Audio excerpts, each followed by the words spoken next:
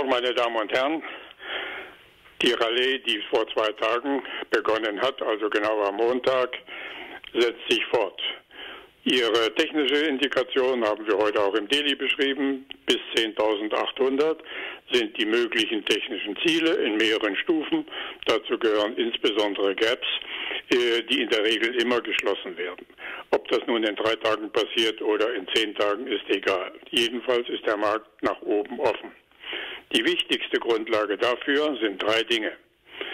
A, die Entwicklung des Dow Jones und S&P 500, der unmittelbar etwa 1,9% unter seinem Rekord steht.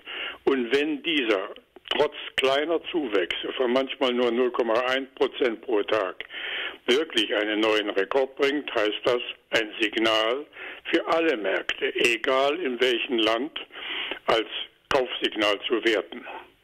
Der eine dort, der andere da, mit anderen unterschiedlichen Ansätzen und Zielen, aber jedenfalls vom Trend. Die zweite sehr wichtige Grundlage ist die Normalisierung des Ölpreises. Ölpreisnormalisierung heißt Bandbreite zwischen 36 und 42, für Texas Oil oder Brent etwa 2 bis 3 Euro höher jeweils. Das bedeutet hohe Volatilität in den nächsten Wochen, aber das gehört zur Stabilisierung. Tagesschwankungen von 2-3% gehören dazu. Wenn dies so ist, dann ist in der Stabilisierung des Ölmarktes der wichtigste Indikator für alle Volkswirtschaften der Welt, je nachdem wie und ob sie vom Öl abhängig sind, gleich wie. Deutschland ist ja kein Ölland, sondern ein Ölverbraucher. Da sind die Kriterien anders zu setzen. Das erläutern wir in der Aktienbörse.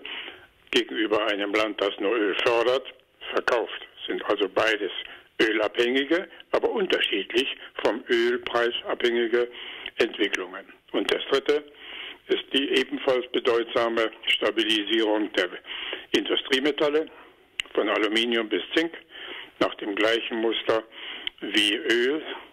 Ist alles erzählt worden in der Aktienbörse, deshalb muss ich das jetzt hier nicht wiederholen. Wir haben das ab Januar permanent erläutert. Und das führt dazu, dass nun die Emanzipation der Märkte, der realen Wirtschaft von den Einflüssen der Zentralbanken, also FED und EZB, deutlich reduziert oder gar gegen Null geführt wird. Salopp formuliert, vergessen wir das, was aus beiden Zentralbanken kommt, denn nun geht es darum, ohne diese entwickeln sich die Märkte anhand oder orientieren sich anhand der realen Fakten. Produktion, Wirtschaftswachstum und alle diese Kriterien, Profitabilität und so weiter. Und das geht dann langsamer, ohne Push-Effekt, ohne Doping, aber nachhaltiger. Und vor dieser Situation stehen wir jetzt. Eine sehr klare Konstitution. Ich betone dabei, das geht nicht ganz ohne technische Korrekturen. Zum Beispiel, wenn die Diskussionen um den Brexit im Juni noch einmal aufflammen, dann gibt es natürlich die üblichen Schreck- oder Schockkorrekturen. Dann sage ich schon jetzt voraus, nehmen wir mal an, im Zuge des Brexit oder rund um den Brexit brechen die Deutschen, der DAX nochmal um 10% ein. Nicht auszuschließen, das ist nun mal so. Der ist ja auch der nervöseste Index in Europa. Das wäre dann die nächste Kaufmöglichkeit. Das sage ich jetzt schon. Also solche Dinge wird es immer wieder geben und darauf muss man sich dann auch wirklich fokussieren, wo und in welchen Sektoren man die Schwergewichte sind. Das ist mein Statement von heute.